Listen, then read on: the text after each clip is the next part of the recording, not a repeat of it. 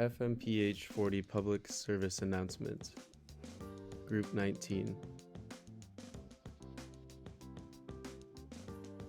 A lack of health education can result in the onset of preventable diseases, some of which are the leading causes of death in the United States.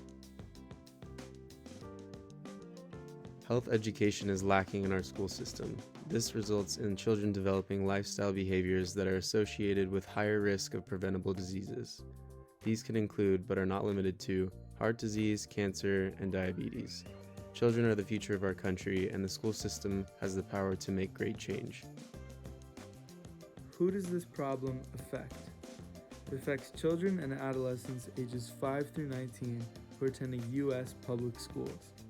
Some other factors: lower economic status, minority groups, and children living in rural areas are all linked to receiving lower quality education, having higher dropout rates, and higher rates of preventable disease.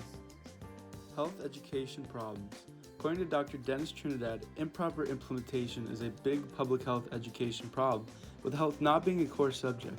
It's also usually taught by teachers who are not qualified within public health.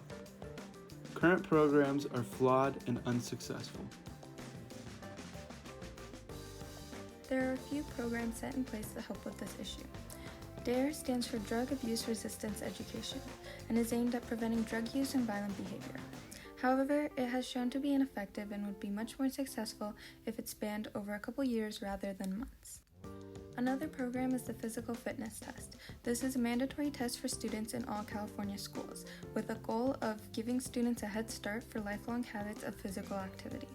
Although the test has good intentions, studies have shown that evaluations promote cramming rather than learning. Why are these programs ineffective? Inconsistency! Consistency here is the key player, the gold star, the one that brings it all home. Many of these programs need to be implemented more frequently and over a longer span of time in order to get the proper results we need. Where can we find more information? Public health education is not often openly discussed, as there is a misconception that it is unimportant and not critical to elementary, middle, and high school curriculums. However, there are tons of resources online, such as research papers done by qualified organizations such as the NIH and top universities, that highlight the importance of a public health education.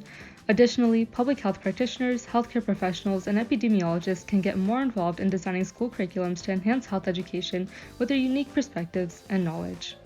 Thank you.